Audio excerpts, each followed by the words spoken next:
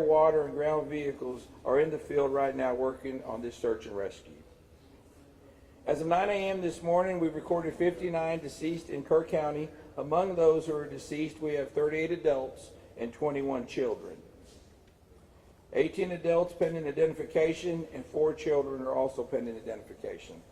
At present, there are 11 Camp Mystic campers unaccounted for, along with 1 counselor. We extend our sincerest condolences and prayers for every single family affected by this tragedy. And we continue to work around the clock and reunite these families. We will continue to our search efforts until everybody is found. Our missing person call center is open, and those reporting missing loved ones can call the number 830-258-1111. I'll repeat one more time, 830-258-1111. Please follow the Kerr County Sheriff's Office and City of Kerrville Facebook for your latest information. At this time, I'll turn it over to our City Manager, Dalton Rice. Thank you, Sheriff. Thank you all for being here today.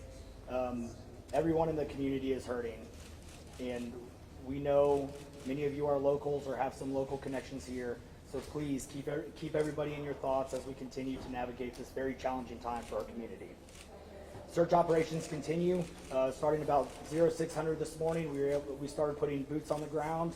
We have increased our number of personnel that are navigating the really challenging shores along the bank line, but we are continuing to make progress from west to east as we continue operations.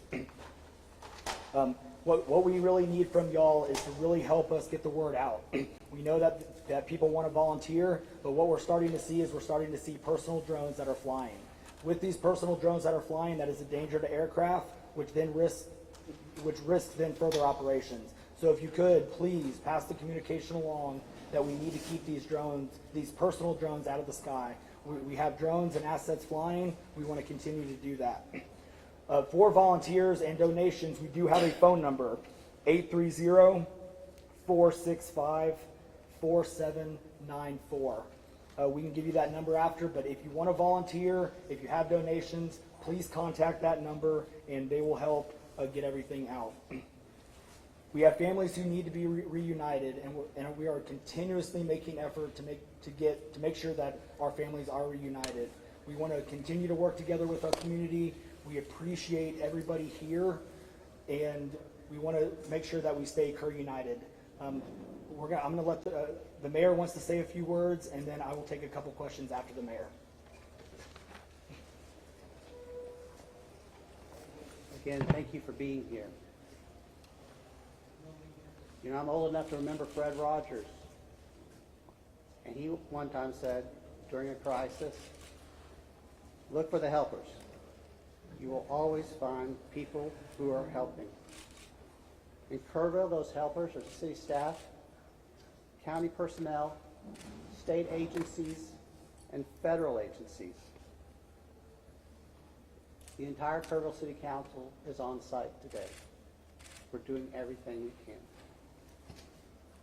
Let me repeat something I said yesterday. In our Emergency Operations Center, it's not a bunch of different teams. It's one team. Our goal is to rescue those in peril and find those who are lost. If you are interested in donating to help those families who've been affected, you can visit the Community Foundation of the Texas Hill Country. They've set up a portal for donations. And I understand our community, our state, and the world have been responding. Thank you. Kerrville's branch of the Salvation Army has been designated as our official partner for volunteer coordination and in-kind donations. They can be reached at a number very similar to what you just heard, 830-465-4797. Also, we have a website for volunteers to register, a different website. It's tcr.communityos.org. It's important to follow the City of Kerrville's Facebook page for updates.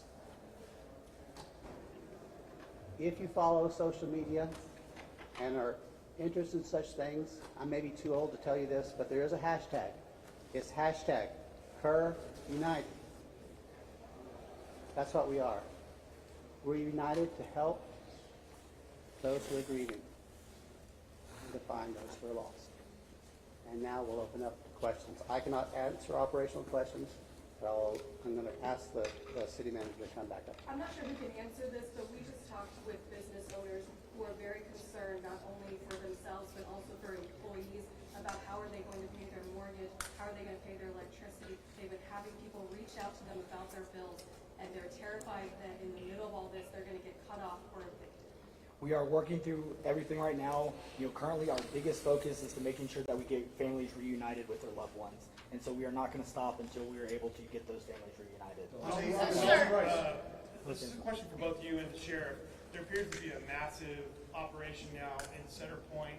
Is that where we're seeing bodies recovered at this moment? We are seeing bodies recovered all over, up and down. So as we make our way east to west, we have the entire pretty much span of operations. We broke it down into grids so we can recover those bodies. So yes, it is a full operation. None as of this morning. Mr. Rice. One more question. Yeah, well, one of the questions that still hasn't been answered 3 days into this is despite TEM's warning on July 2nd and July 3rd that something like this could have happened, that the threat existed, why that information didn't get down to camps and why they weren't evacuated. Can you answer that now? That is a great question, but again, we want to make sure that we continue to focus. We still have 11 missing children that we want to get reunited with our families. Until we can get reunited with the families, we are not going to stop. We are not going to stop until we do. So thank you. But just a quick follow-up question, sir. Was any emergency alert given out on the 4th that morning of? Did anyone get Sir, any there are alert? families who deserve better than that.